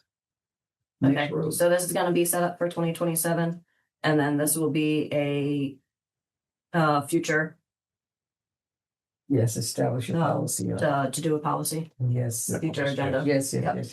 Put that on the, And the one like that I said, was here. Can we do this simultaneously for 2026? 2026 is almost done. That's the. We're already in the fourth quarter. Yeah, it starts. Yeah, right. That's here. now. Yeah, right. Yeah. Mhm. I'm just looking for some comparison. But you know what? Never mind. Yeah, it's close. Don't worry. Don't worry about it. That's I guess that's good. Oh, you're talking about like the store to see where it falls. Okay. I think, yeah. I misunderstood. That's a bad thing about a model. You can, Yeah. you can sit there forever. That's okay. That's okay. We'll move forward. Okay. It's a productive meeting. Thank you. Mhm. And the potential future agenda topics, which Kim summarized, with the next one is the budget. Yeah. And I will do a report to the board next week, suggesting that we've reviewed the framework and feel that it's the right thing to proceed with and find out whether the board wants to. Move forward. And I can print off, like, if you want me to print off like pages 2 and 3 to compare to the audit to see how close they are.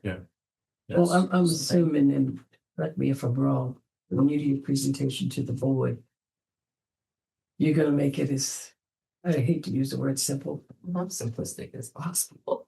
okay? Yes. You know, having been the person sitting on the other side and somebody's giving it to it, just make it so that it makes sense. Make it understandable. Don't go out there. Yeah, yes. Yes. Yes. Yes. I guess that would be a larger print from this. What do you mean? They're not gonna get the book with me. Yeah. That's what you're saying. They're really not gonna give them the book. Yeah. You don't have to presentation. No, hell no. We're not gonna do that. But in terms of agenda item, when should we be establishing distribution? Thinking, should that be a part of our next agenda topic, policy? Distribution. And Mike has a few things that he wants to. Sorry to drag this on, but I think there's a couple of important topics that I think Go. we should have on the agenda coming up pretty quickly. All right. The first is our cash and equivalent policy. And you're going to say, what the hell is that? Well, I'm going to keep using the model. So if you go to page 4. Just remember number 4. Number 4. The summary page is going to be important. If you go to line 25, very bottom, you can think about this as our bank account. All right. And in fact, this organization has 2 broad pools of money. It's got a bank account and it's got reserves. Mhm. The reserves are managed by UBS and Mhm. the bank account's managed by Fulton. You can kind of think about that. Okay. This number down here on line 25, the 3.1 million to 3.5 million is what's at Fulton. So first off, so for that cash pool, I think we should be thinking very hard about how much of that should be a Fulton in the bank account and how much should be in a money market fund. Really? It's just in a bank account? And so, as I said before, a Getting bank anything? account is short for $250,000 and something happens to Fulton. Second thing is bank accounts don't really pay hardly anything. You'll get more out of a money market Yeah, fund. right. And the city Or- of Lewes is looking at that also. To Yeah. put their money in other Yeah. vehicles. So I would strongly suggest also, but this is not, we should talk about it, that we use a money market fund. It's government security only, short-term government security only. Vanguard's got one that's 10 basis points. So we'd effectively be paying, that's what we'd be paying them, but they pay out 3.5%. Okay. So it's a good rate. Yeah. And the only way that it would go under is if the federal government decides they're going to quit paying on treasury bills. Which is what I do. Okay, so we should talk about that. Well, we should talk about that. I'm suggesting that be a future agenda. Yeah, right. Okay. The second cash pool we have is reserves. Mhm. That's not at Fulton, that's at UBS. That's being professionally managed. That's also expensive. That's in a mix of equities and bonds Have you looked at and that? treasury bills. Yes. Okay. We also have an investment policy statement around that, which is one of the things that we said we're going to talk about. Uh-huh. My suggestion there is that we seriously think about moving all that money out of UBS How much do we pay UBS fees now annually? It's 81 basis points. Ooh, Oh, come on. so For, there's a decent amount of money. We're probably, You're paying more than you're getting. probably a couple No. $100,000. Please. We're getting more than what we're paying. Well, you have to be careful. We're getting more some years because it has equity exposure, whatnot. When the equity market goes down, Yes. but the As of question, late. so there, Well, what do you have in UBS? so there's two things that we have to, they're the reserves, the capital reserves and the operating reserves. Okay, And so there's a couple of questions on board here. How do you want to manage the reserves? If you want to manage them as a liquid asset, like almost like a bank account, you have an emergency, the money's there, you can grab it. You don't want to have variation with the financial markets and all that. Then those reserves would have to go in a money market fund, just as a big portion of the bank account. If you put it in a money market fund, you don't want to be paying UBS fees. We don't need UBS to manage a money that's market right. fund. That's You right. can pay 10 mentioned basis cents. points. Right. Yeah, that's right. So you can pay a fraction of what we're paying to UBS now. Mhm. However, if we want to take the risk of being in the market and try to grow these reserves by equity exposure and things like that, then you're going to need probably a financial advisor, I started and that's saying, UBS. right. So I think there's a policy question around, do we want reserves to be actively in the financial markets, or do we want to have them in a money market fund where they're a stable asset? In other words, is it a pool of liquidity for the organization, or is it something, I don't want to say that we're gambling, but we're speculating on Well, don't you look at it investing. in terms of what you're paying UBS?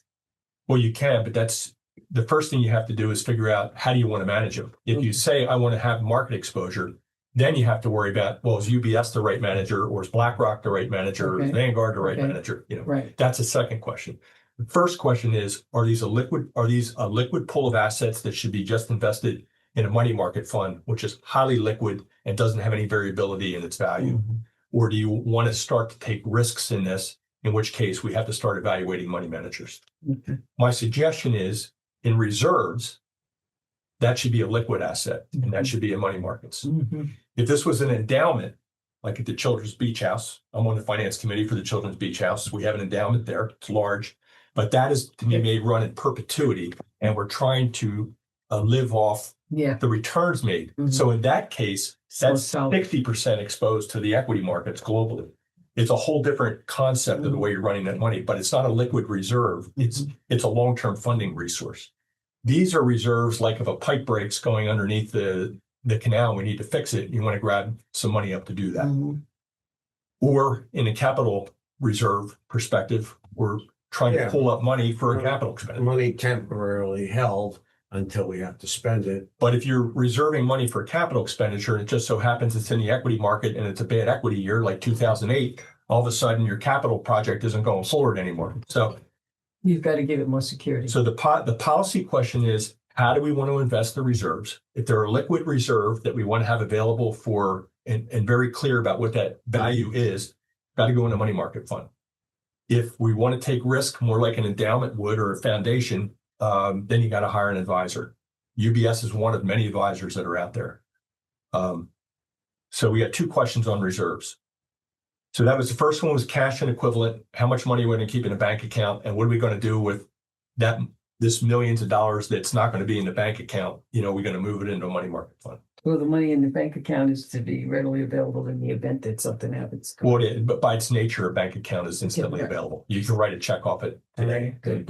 And that's at Fulton right now. That's a Fulton. And it's not, It's not insured. insured. Okay. And so if something happens to Fulton, we get into another 2008 scenario Mm-hmm. again. And, I started my career at the savings and loan crisis. Oh, You get one of those wackos, and all of a sudden you get a call that all the assets at Fulton are frozen. Everybody's going to be looking at each other like, what? Me? Who did that? Well, at that point, Bolton's no safer than a money market. No, they're not. They're a lot less safe than a money Less market. I started to. You are now a creditor of Fulton. So Yeah, we should talk about this and do some of this. from a strategic standpoint, I've talked about funding. What about the line of credit? Yeah, we're not. We're not at that point. I have 4 other things. We don't want to resolve them today. I'm just trying to get the agenda I items. understand. I'm just saying, from a strategic standpoint, if you're talking about those things, I think you're talking about available funds, right?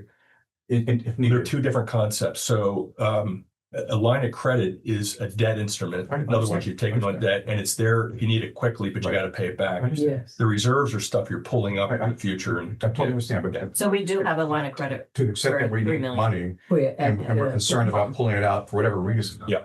Do we then go to the line of credit for short-term Yeah. purposes Could do that. for funding? Yeah, could do that. It's as a strategic measure. We're talking about these Yeah. things. In fact, that actually gets to my next question. Okay. Because the reserves aren't some fictional thing that's out of the blue. In fact, we're going to use the model again. There's actually formulas about how you actually derive how many reserves we actually have. So, and I'm not going to spend too much time in this, but just to keep using the model as And a. the model tells us how. Yes, It it gives us does. an idea, just, okay, put a page. So now you're asking a technical question. So if you go to page Page 11. 11. Breakdown of-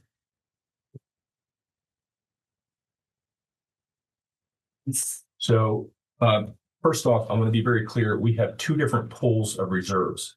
We have a capital reserve to fund capital expenditures, Mhm. and we have an operating reserve Mhm. to fund operational, issues. And the formulas for those two, as you would expect, are completely different because they're very different purposes. Yeah. So on page 11, it's the formulas for the operating reserves. On page 12, it's the formula for the capital reserves. So on the operating reserves, there's 4 different drivers for how big the operating reserve is supposed to be. Number one, if you look at lines 1 through 14, they're underneath the heading reserves covering expenses.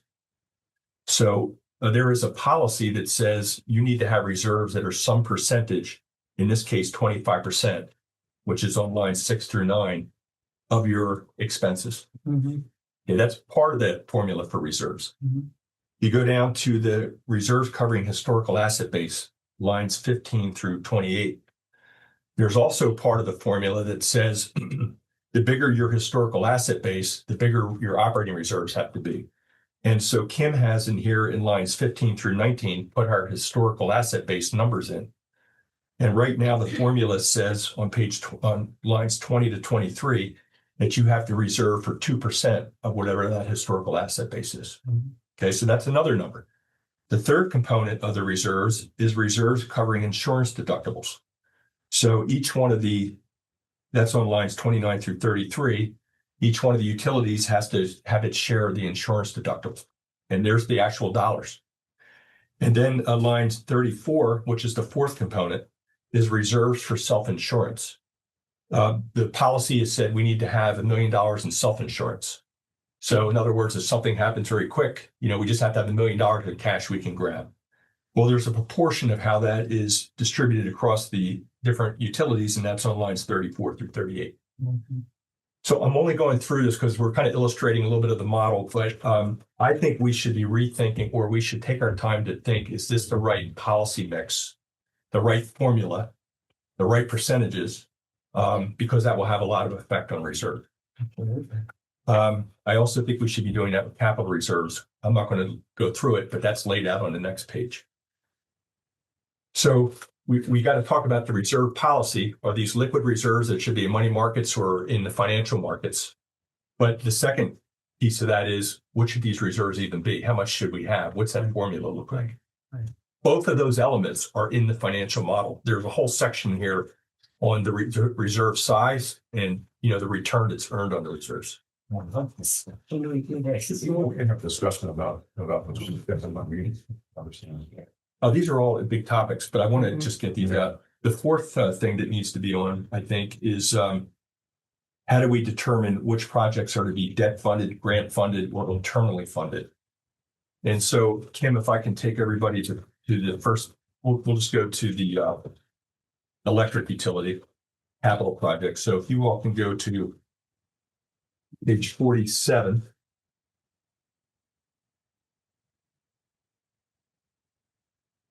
Each one of the utilities has its own capital expenditure model.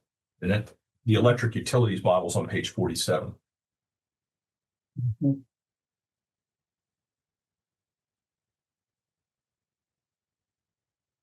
Wait till everybody's there because this is no problem. So on lines 1 through 3, Kim has identified 2 projects that are to be debt funded. for the electric utility. The AMI installation in the, it's at Chalet Schley. substation. Mhm. One of them is due to be funded in 2027, as you move to the right, and 2028. And the other one is in 2031 and 2032. Where did Kim get those numbers? The engineering company had given her current costs of those projects. It's not dead. AMI is not dead. Yeah, that's. Is that- This is gonna change. Okay, Yeah. cool. Yeah. So anyway, so those two projects were to be debt funded. That's how it was. Now, if you go down to lines 4 and 5, there's two projects that Kim feels can be grant funded. If you go down to lines 7 through 18, those are the projects for the electric utility that were expected to be reserve funded. In other words, they're paid out of internally generated operating income. Mhm. We've got to start to think about how do we determine which ones we want to raise debt for, which ones we think we can get grants for, and which ones ought to be internally funded. And this goes back to this question I raised earlier on the summary page. At the first summary, on page 4 again, you see all those millions of dollars in bank accounts. And the first thing you might say is, well, let's lower rates. But if you lower rates, you still got to fund those capital expenditures. So your debt, You go. first off, your income goes down. So your debt to income ratio gets worse, not better. And you got to think about that. But the model has all that in there. And it's a tool to allow us to think about or help us think about those. Mhm. But I think just to close up this little piece, I think we've got to we've got to come up with a process or have Kim, articulate the process to determine what projects are going to be debt funded, which ones are going to be internally funded. If they're internally funded, we've got a capital raise ahead of time. If they're debt raised, we have to make sure we've got a high enough income in the future to pay the debt service. Yeah, exactly. There's also an interesting questions in there about who pays. If you've got a capital project that you're raising revenues for, raising reserves for, it's the current ratepayers that are paying for that future project. If you have a project that you're going to fund through debt, it's the future payers that are going to pay for that. So there's this thing. So in some things, like where you're wearing out equipment and putting in new equipment, but as a replacement for worn out stuff, you probably want to have the current users paying for it. But if you're saying, geez, we've got a whole new neighborhood going in, you probably want the new people to pay, so we could think about those things, how we want to allocate those costs across time. But the model gives us this 10-year look, and we can start to think about, those types of things. We've got to parameter, this is number 5 now, we've got to parameterize some what ifs, particularly in the wastewater. It's not simply saying, well, the new equipment's going to cost $40 million. There's some time that has to go into parameterize a model. If Kim parameterizes the model for the new wastewater plant, she should come back to this committee and say, here's all the assumptions I had to change and make to get these numbers, But number 5 is we're going to probably have to start parameterizing the wastewater treatment plant. And number 6, which Kim has already said, she'd like to use the model to run through a budget as well. So those are at least my list of things that I think would be really important for this committee to wrestle with in the coming months. The model will help us out with a lot of them, but not all of them. Meeting once a week. Yeah, no stays, no small, you got anything else? All day. Yeah, that's it. There are more things. Okay. Just check, take it one at a time, just, Yeah. take them one, put it on the calendar, let's cash through them. Yeah. Let's not wait for the next 3 months for the meeting, just gonna be scheduled for next month. Yeah. Pass it, let's go through. Well, I think you could probably handle some of those together. Yes. We can do a deep dive, I mean, some of those things are out at whole meetings.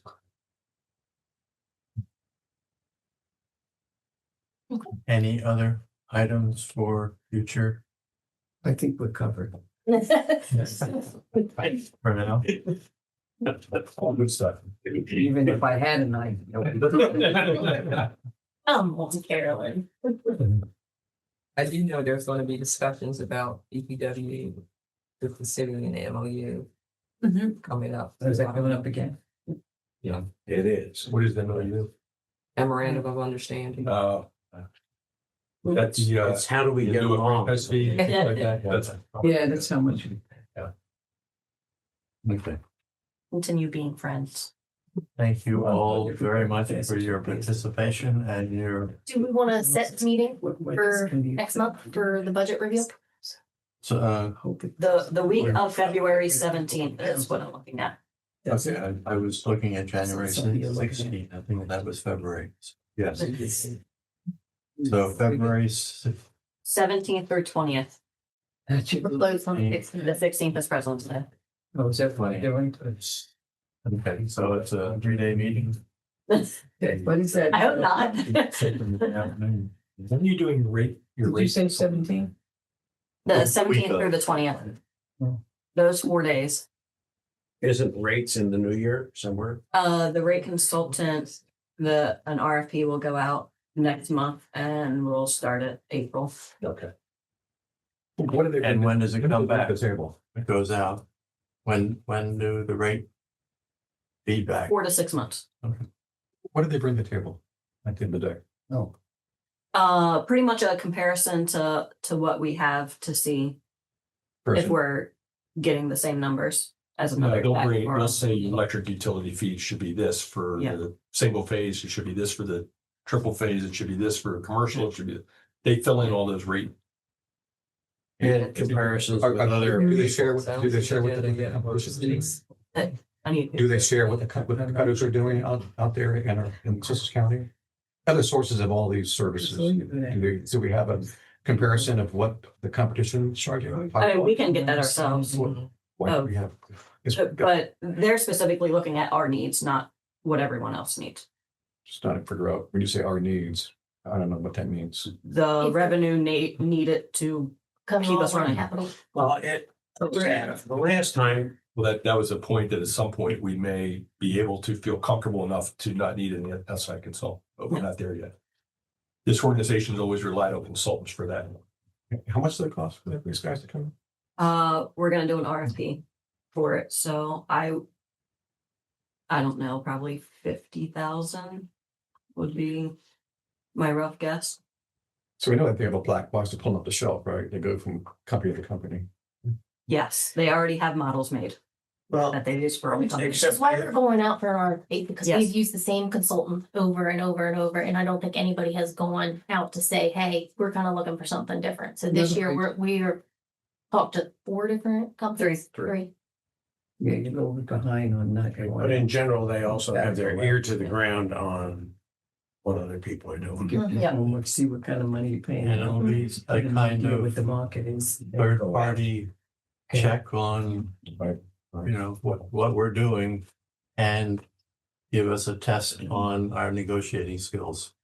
And it's 50,000, what they recharge? That would be my ballpark. Is that for utility, Tim? I have No, no problem for- negotiating. Yeah. I'm doing it 9,000. Yes, you ever need help? I have no problem negotiating. I'm not trying to be funny. I'm so damn serious. Do we want to keep it at 10 a.m. for the next meeting? Oh, what date? Then I would suggest for me and Robin, Friday the 20th. Good, I have nothing there. Why Fridays? Because we have something every other day. That'll do it. You have something every other day That Tuesday, Wednesday, Thursday of that week. for a meeting. Yes, yeah, I mean, we could potentially move the Tuesday meeting, yeah. If but that the works other better. two are, Yeah, they're standing meetings, yes. February 20th, Friday. And what time? 10 a.m.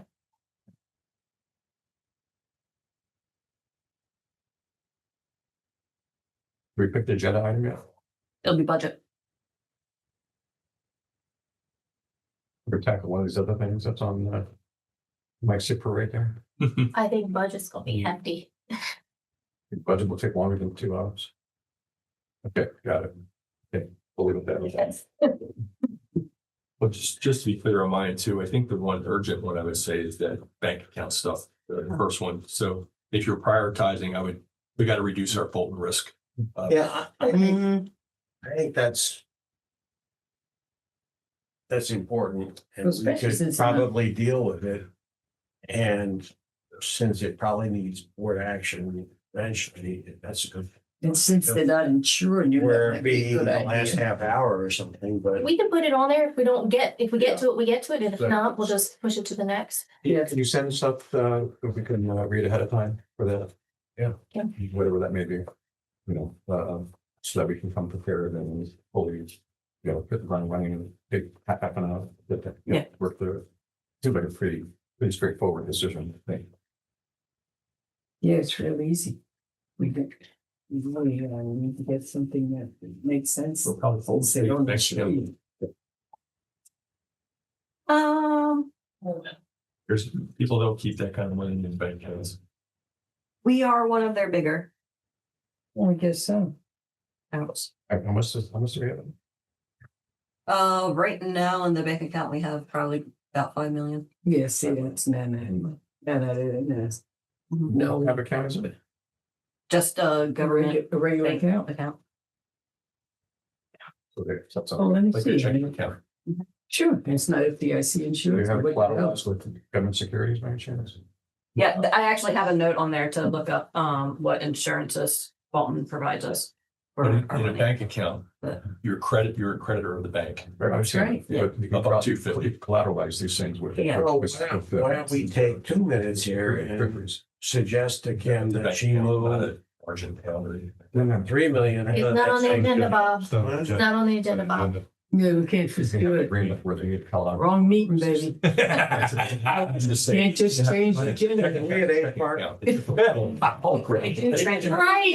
Let's put it. That's But you, when you trans, it's busy. We have no experiences, did we? Loved it. Big it is, Bill. I thought we knew we were sitting there. There's the policy of Well, isn't how much money should be in the. Robin There could do is that? policy that we can. We had experience. Without, You could do that, I think. yes. And you Yeah. can. Is there a limit on that?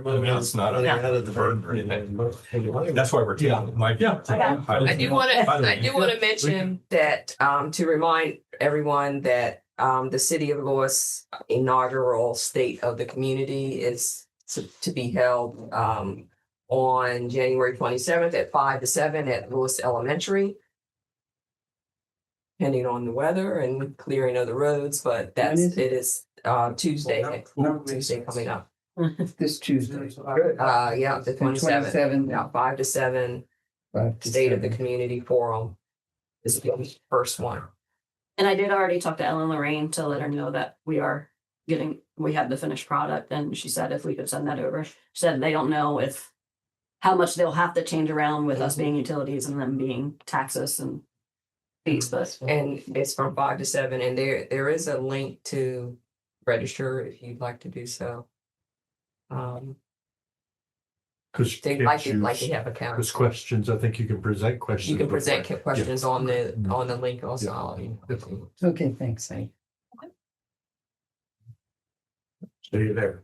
Or Doing a motion to Really? adjourn? not really have your email, but I have your check. Second. Phone number. All in favor? Open the- Aye. Aye.